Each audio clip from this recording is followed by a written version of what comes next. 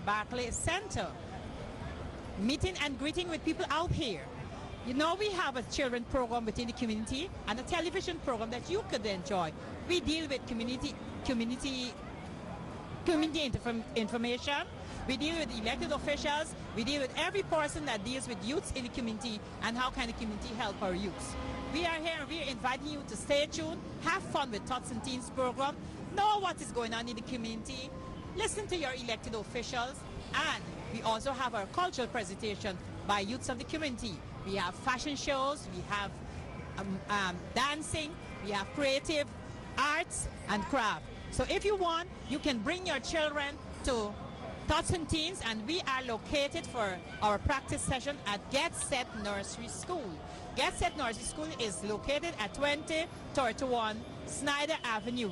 There we meet every Saturday from 1 to 4 p.m. Bring your children, we have lots of fun. And just remember, next year we'll be having our Prince and Princess TV series. So if you want your child to be a prince or a princess on our TV show, just come and join us on Saturdays at Bedford Snyder at our practice session. We love to have you there. We love to be with children. We love to share our views and our news and our interviews with you, our community. Have fun, community.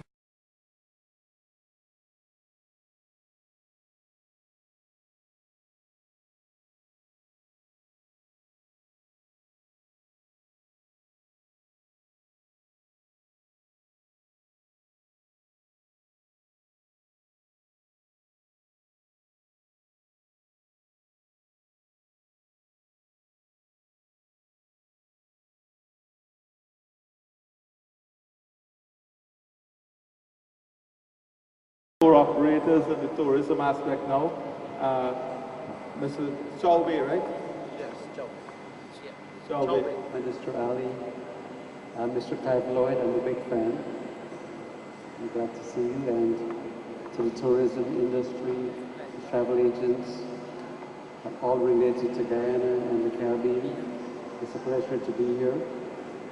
I have been in the airline industry for over 30 years in the United States, and after keeping in touch with my roots and where I was born and where I got my elementary education, the great land of Guyana, I'm looking at what's happening with the flights to and from Guyana. I've decided to retire from my job and work with a group of guys to start an airline to Guyana.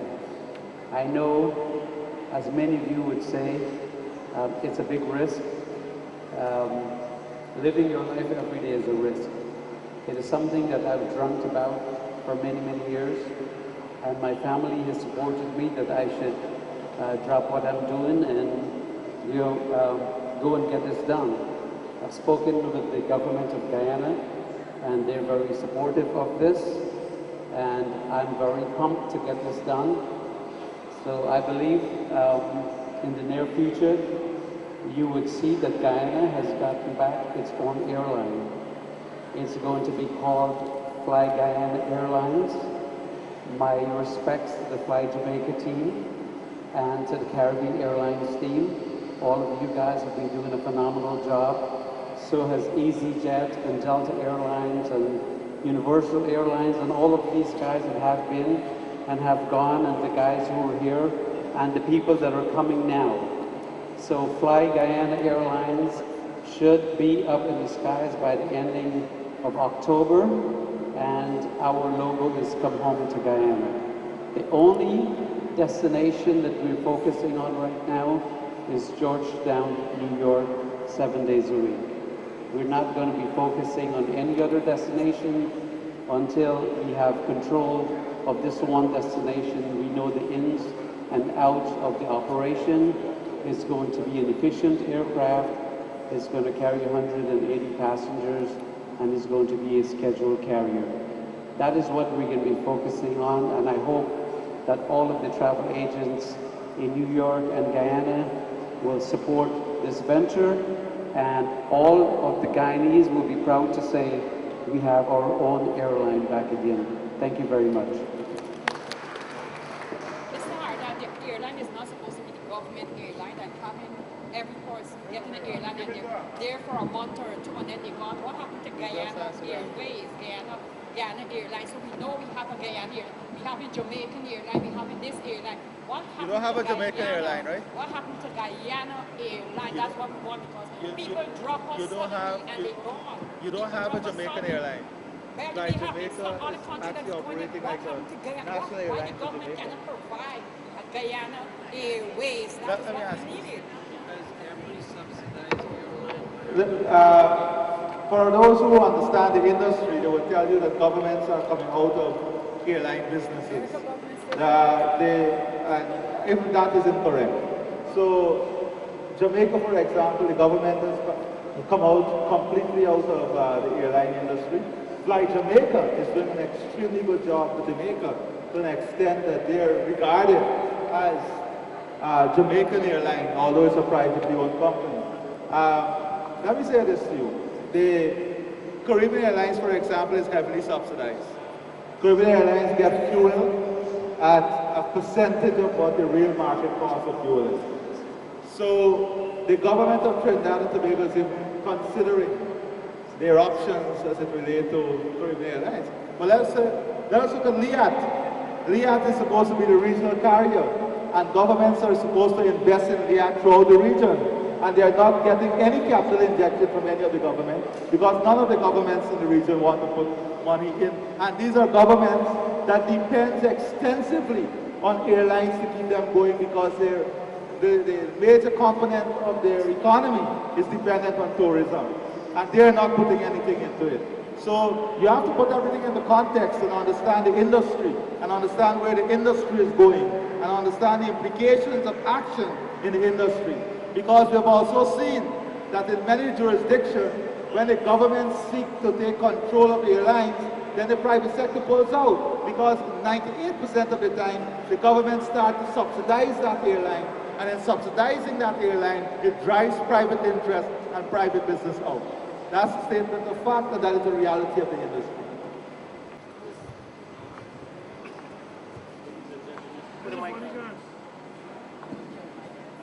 Ladies and gentlemen, good afternoon. Comrade Minister, my question is about the crime situation in the country. A lot of Guyanese want to go back to Guyana, but their fear is about crime. And what is your position on crime? How will you guarantee the safety of tourists in Guyana? Crime, you have to be very careful when you speak about crime. You got to speak about statistical crime or perception of crime. There's a difference. Who drives perception? What is the reasoning behind perception? Just to show you that I have no doubt that we can address this issue, I'm going to give you an independent analysis.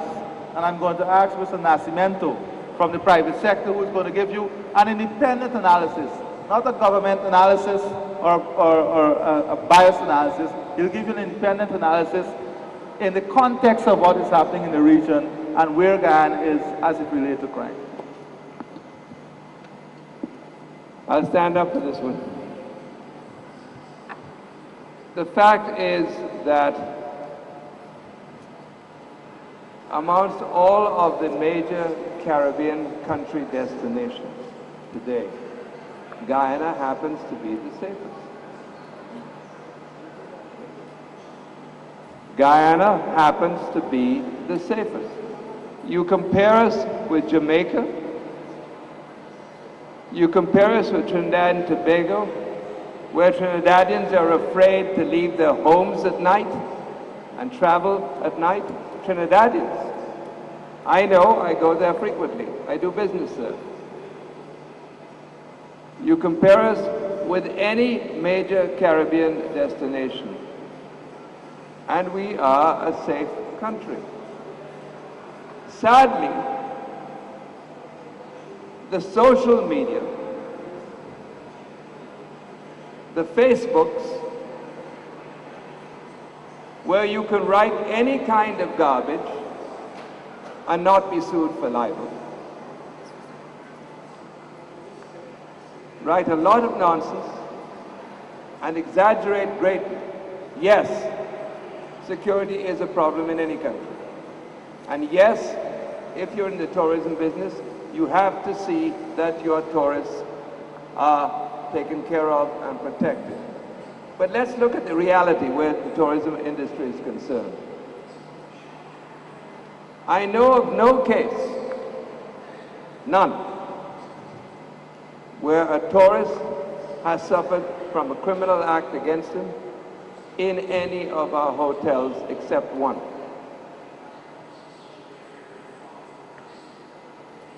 There was a case in the Pegasus, but the man who suffered was the criminal himself. Yeah, and he wasn't a tourist. Princess Hotel, there's never been a single security issue for a tourist. There's not been a single tourist in any one of our tourist resorts, whether they are in the Essequibo River, whether they are in the Rupununi Savannas, whether they are in the Babis River, whether they are on the Essequibo coast. Not one.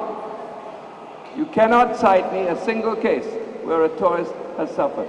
Yes, there have been some cases, and this is an older vintage, not recent, where tourists have made a mistake of walking about in the city late at night in roads which they have no business being in. Let me tell you this, in New York City, there are a heck of a lot of places I would not walk, and neither would you. There are dangerous places in every major city in the world. You simply keep clear of them. What we do in the industry, so long as you're booking with us, those of us who are in the industry, we will see to it that you are educated about where you go and where you don't go. But there's no city in the world, and there's no country in the world, very few, maybe New Zealand, which I recently came back from, where you're virtually free to walk down any road and you feel safe. But try it in Jamaica. Try leaving the resorts in Jamaica and walking down the back streets of Kingston. Try it in Trinidad and Tobago. Walk down in Port of Spain at night in some of the streets there. Barbados is getting the same kind of problem. And St. Lucia.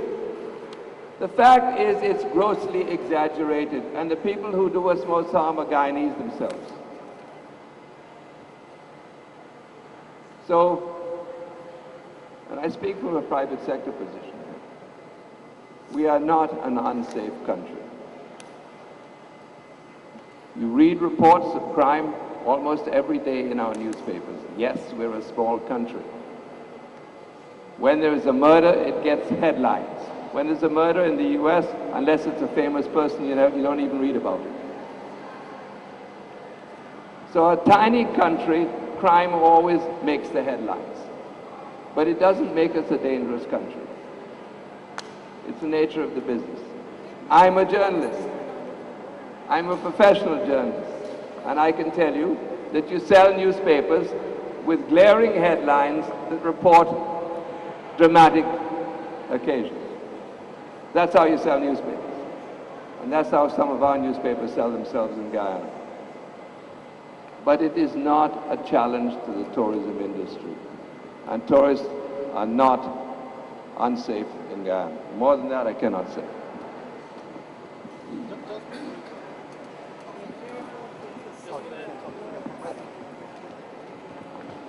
Okay, my name is Muharrem. I'm the Princess Hotel General Manager. And also I'm in charge of some other properties in South America, including Belize, Panama, and Suriname. So I just want to add to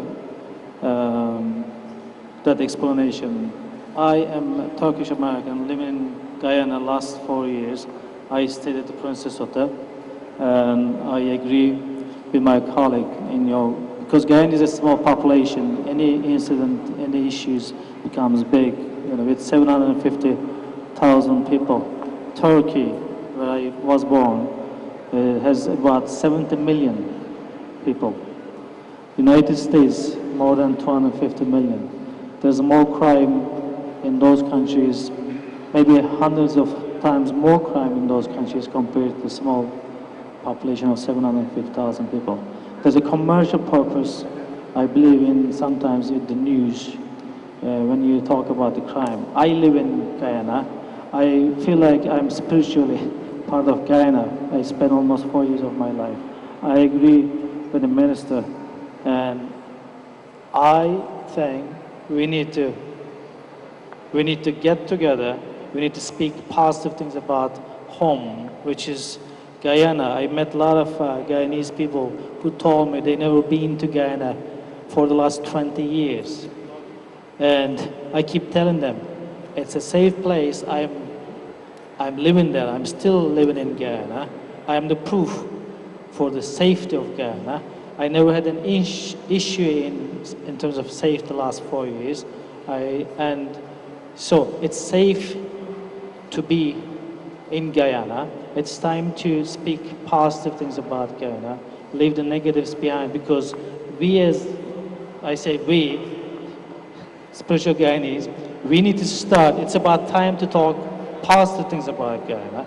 The minister is doing a fantastic job. I never seen so much energy since he took over the position. There's a lot of good things happening in Guyana. This is just an example. We had a fantastic, very successful event, trade shows in Toronto. So this is the next step. Let's get together. Let's do the right thing, and let's speak positive things about Guyana. This is still home to Guyanese. Eventually you'll get back to Guyana. This is where you're from. So I am a Turkish American and spiritual Guyanese. Let's speak good things about Guyana, right? Thank you.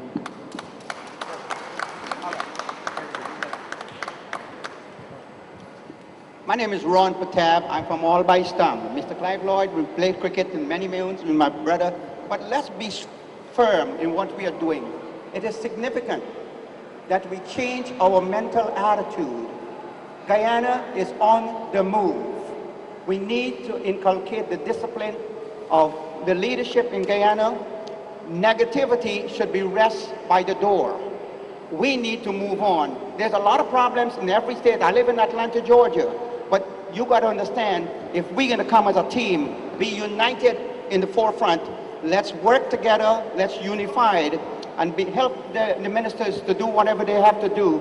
But it is significant that if you're going to strive for diligence and perfection, you have to work with the leadership. I want to applaud them for what they're doing. Mr. Nascimento, I know him for years. I want to encourage the leadership. But here's the bottom line. Anything you want in life, you can achieve it. You become successful, you work with leaders who will help you. Successful people do what unsuccessful people are not willing to do. Here is a forefront. They are willing to put to the front. I know Mr. Bowler from the insurance and real estate business, but successful people make it happen. Let's applaud them. Let's congratulate them for what they are doing. All right? Thank you very much. Thank you very much. Any other question? Good evening, everyone. I'm not here to give any hard questions, so don't worry about it. As I walk around Brooklyn and Queens and so on, I hear this recurring question based on the airline situation. I don't know if you answered such a question before I just came in. So people are very concerned about the cost of flying to Guyana. Yes, you did address that? Okay, you want to address that again? But let me just add quickly. We addressed it. Okay. Okay. You No, addressed but it, are you bringing other airlines on board and stuff like that? Some of the airlines are here, flights are here. And some of them. And how soon they will start flying? Hopefully before the end of July, Yes. Flight Jamaica will start. And we just had a commitment from another company that they're looking to start by the end of October. Okay, thank you very much. I'd just like to say something briefly on airlift into Guyana. We have also developed Ogle Airport. Ogle Airport is now a fully fledged international regional airport. That means that international flights within the region are now coming in to Ogle Airport. Ogle Airport is 10 minutes drive out of Georgetown. So it's a fully fledged, highly professionally run by the private sector municipal regional airport. Liat will begin flights from Trinidad and Tobago and from St. Lucia in and linking up with Barbados as well into Ogle Airport probably before the end of this month. So that's another source of airlift into the country. Ogle Airport is also linking us with Suriname.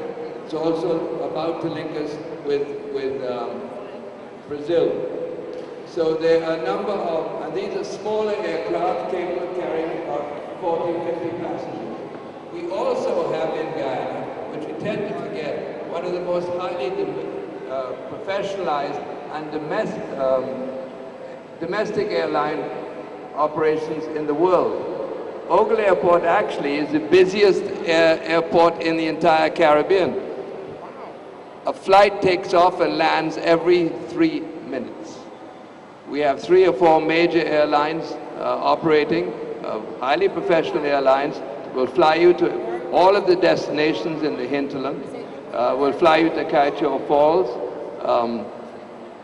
Indeed, Fly Jamaica also is Air Guyana. And Wings, they're one of the airlines. So we have excellent domestic aviation facilities as well.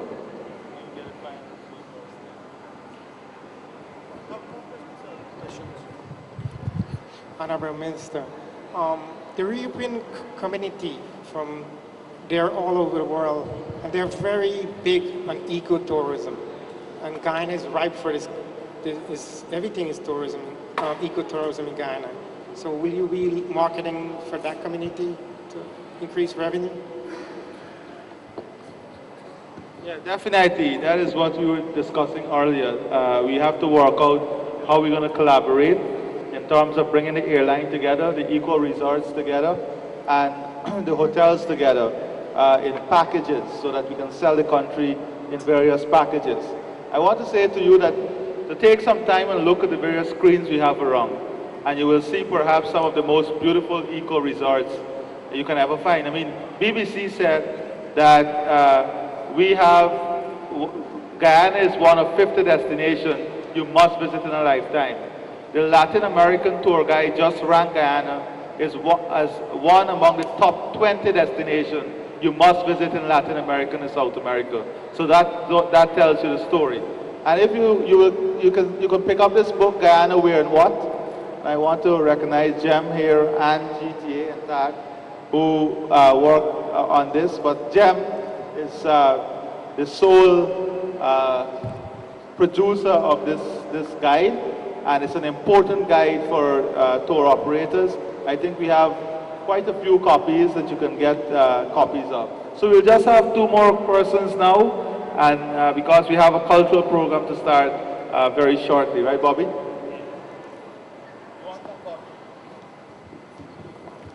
Thank you very much. Honorable Minister, members of the head table, members of the media, Consul General, business sector, friends all, visitors and fellow Guyanese who have traveled to the United States for this great event. I'm indeed very, very happy and flabbergasted being part of this. Honorable Minister, I'd like to make just a few points and then I have a question. Is that okay with you?